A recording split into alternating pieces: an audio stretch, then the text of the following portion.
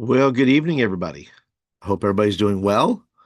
I am jumping on here to chat a little bit about my Lord of the Rings or the One Ring session. And my hope is that I'm trying this out. I'm trying this out on Zoom. So just to see what the live would look like on Zoom and just talk about, the One Ring game that I had today, which was really super cool. If you're not familiar, the One Ring is pretty awesome. It has a lot of cool adventures in it. And I want to talk about one particular adventure that I did today. So, in the adventures in the box there are five adventures. And those five adventures are, designed to uh, help the players, kind of understand the mechanics. So the way they're built out, they're kind of stacked on each other so that a player can understand, um, what the mechanics are doing. And in today's adventure, we had some pretty awesome things happen. We had in the first session. In the first part of the session there, it was a simple thing. We simply had, the party would, all hobbits except all hobbits and one dwarf. All they had to do is just they were setting up camp. And in part of the encounters that we had, it was I had these two red squirrels that were said to go up on the party. And in doing so, the uh the the red squirrels came up and to the player, um and then I made it as dramatic as possible, where these two little squirrels came up. They weren't threatening, they were just saying, hey, we'd like some food, please. um and uh and I say, look, they have these sad squirrel eyes. And you know so hoping, thinking, okay, well, here's the player's opportunity to be nice to some squirrels. Well, because I'm dealing with teenage boys, he decides he wants to stab the squirrel, and thereby stabs the squirrel, rolls for it, stabs the squirrel, kills the squirrel, one of them. And then and then the so I said, okay, well, you just killed that one of the squirrel's husband. You killed the husband, and now the other squirrel is angry. So I had the angry squirrel attack and hit, and wound up getting him in his bits there. And I thought that, and the whole table just erupts in laughter, because now this poor young man is now running around with a squirrel, uh, and he's fighting with it. Then the dwarf says, "Well, I want to participate in this." So he winds up kicking the squirrel and kicks it off, but winds up kicking, you know, the young man, the PC, uh, right there in the groin. So now there's more damage, and this poor this poor PC is now just on the floor, uh, you know, suffering. And I just thought, this was right at the beginning, kind of the beginning of the adventure. And I thought, well, this is quality here.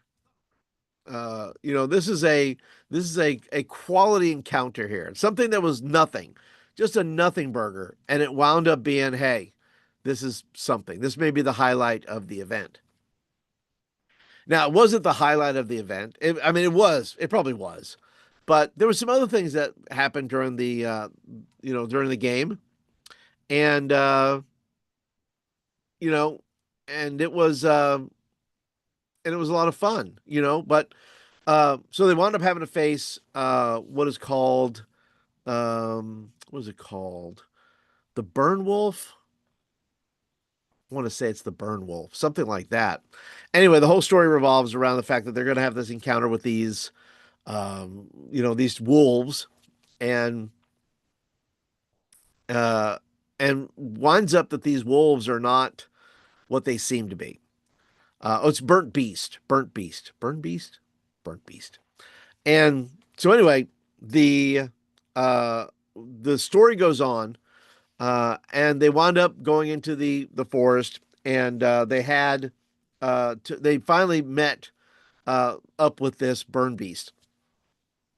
And not only was there one burn beast, there was one to being two burn beasts, and they killed one of them in battle, which was great. And then they had to, then I said, well, then the second one comes out, and all the eyes get real big. Oh no, there's two of them. Moment, right? And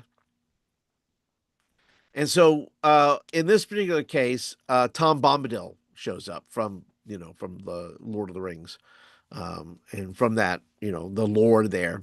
Anyway, Tom comes out and winds up healing the Burn Beast, and actually teaches the PC some songs. So I had made up these songs that are just like silliness, just silly songs that they made up, and they had to choose the various songs.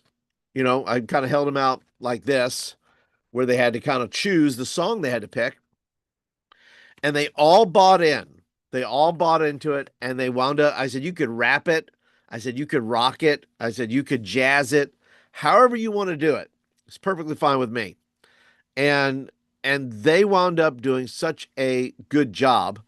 I said you could do this and roll with it. And if you sing, I said you can do your song roll with advantage. And the reason why they were taught the songs was so that they could turn these burn beasts back into their former dog-like, because they had been the pets of some lord in the area.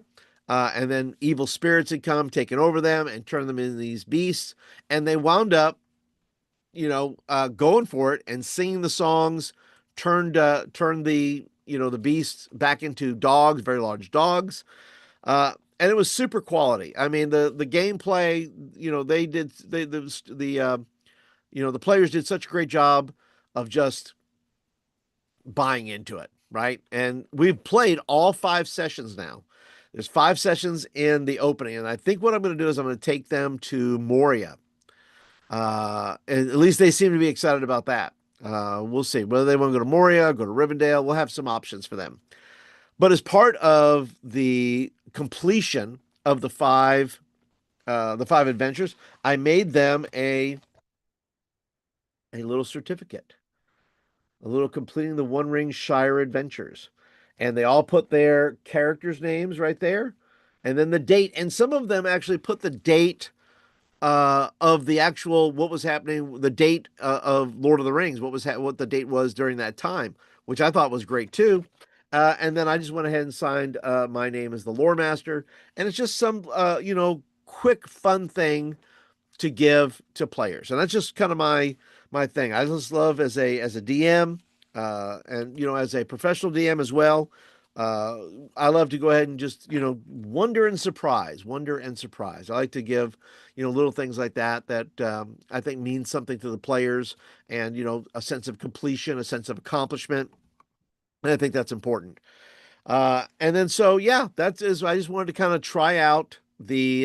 uh, try out Zoom, see how that's going to work as a recording. I'm not quite sure about it yet. I'll have to test it. But listen, if you're watching this, first of all, thank you for watching. Thanks for watching my little test and listening to the One Ring battle report, if you will. And so yeah, but thanks for dropping by. If you happen to see this and you're brand new, you're always welcome to subscribe to the channel. I'll give updates and reports on things like the games that I'm playing with people, or DM advice, or world building, or talking about just stuff in general, D&D stuff in general. So you're welcome to subscribe. Be sure to go and click the thumbs up button. It tells me you like the video. That means I'll make more of them like that. And but that's it. Yeah, just thought I'd pop in, check it out, and see what Zoom is like. And if I like it, well, then maybe I'll use that. But we'll see. We'll see. Anyway, thanks for watching, guys. Appreciate you guys being here, and I'll catch you guys in the next one. Have a good one, everybody.